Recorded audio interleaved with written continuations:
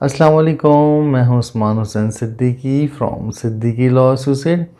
आज हम डिस्कस करेंगे एटीएम डेबिट कार्ड के मुतालिक। एटीएम डेबिट कार्ड जो कि नेशनल सेविंग सेंटर वालों ने इशू करना शुरू कर दी हैं।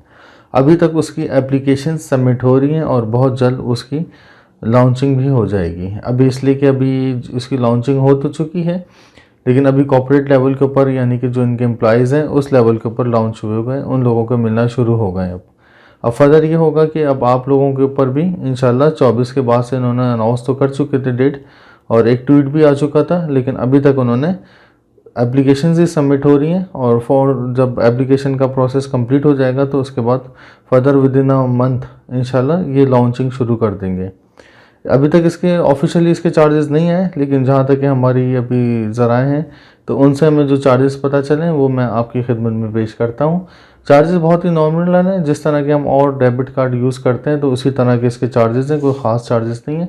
लेकिन इसमें सिर्फ ये फ़र्क है कि जो इंटरनेशनल क्लाइंट्स हैं इन लोगों के, मतलब जो बहबूद सेविंग सर्टिफिकेट, जो national saving certificate, regular saving certificate वगैरह जो यूज़ कर रहे हैं, तो इन लोगों के जो इंटरनेशनल क्लाइंट हैं, मतलब कि जो लोग पाकिस्तान से बाहर जा चुके हैं और वो लोग ये यूज़ कर रहे हैं सर्विसेज, तो उनके लिए चार्जेस थोड़े से ज़्यादा हैं।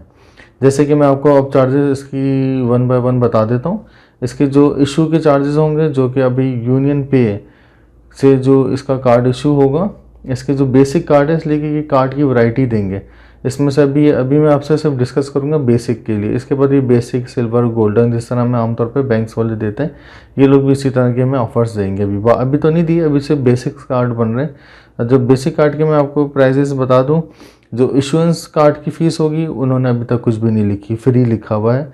और एनुअल चार्जेस हैं वो भी उन्होंने फ्री लिखा हुआ है। रिप्लेसमेंट चार्जेस हैं वो भी फ्री हैं। ये तीनों जो बेसिक नीड होती हैं, ये तीनों हमारी फ्री दी हैं, जबकि आपको इशू जो होगा वो भी फ्री में होगा अभी तक है। और एनुअल चार्जेस भी फ्री में दिए हैं, और सर्विस चार्जेस भी एटीएम उसके डेबिट कार्ड के फ्री दिए हैं। अब इन्होंने जो सेकंड ऑप्शन, ये सेकंड इन्होंने लिखा है एटीएम सर्विसेज। एटीएम सर्विसेज में अगर हम कैश विड्रॉ करवाते हैं जिसकी लिमिट 50,000 रुपये तक है, अगर हम एक दफ़ा विड्रॉ करवाएंगे उसमें 18.75 18 रुपये 75 पैसे कटेंगे हमारे। जिस तरह मिसाल के तौर पर अगर आप 10,000 रुपये के करीब आप विड्रॉ करवाते हैं या एक साथ विड्रॉ नहीं करवाते, तो आपको हर दफ़ा 18 रुपये 75 पैसे पड़ेंगे। और यही अगर ये पाकिस्तान से बाहर मुल्क वाले इसी चीज़ को विड्रॉ करवाएंगे, उनको कम से कम 300 रुपये और या 3%, पूरी अमाउंट का 3% या तो 300 रुपये, दोनों में से जो हायर होगा वो उनको कटेगा। अगर मिसाल के तौर पे उनकी अमाउंट में जो डिडक्शन हो रही है वो 300 रुपये के करीब के पास पड़ती है, तो वो अगर वो अमाउंट जो 3% ज़्यादा हो रही है तो 3% वाली होगी, फिर 300 रुपये नहीं होगी, कम से कम 300 रुपये, वरना 3% का कैलकुलेटर है इनके पास।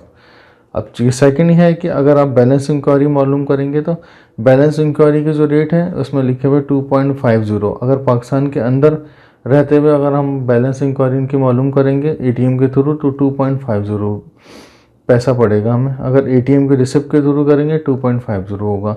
अगर इंटरनेशनल जो नॉन रेजिडेंट हैं वो लोग करेंगे तो 150 रुपीज़ पर ट्रांजैक्शन पड़ेगी।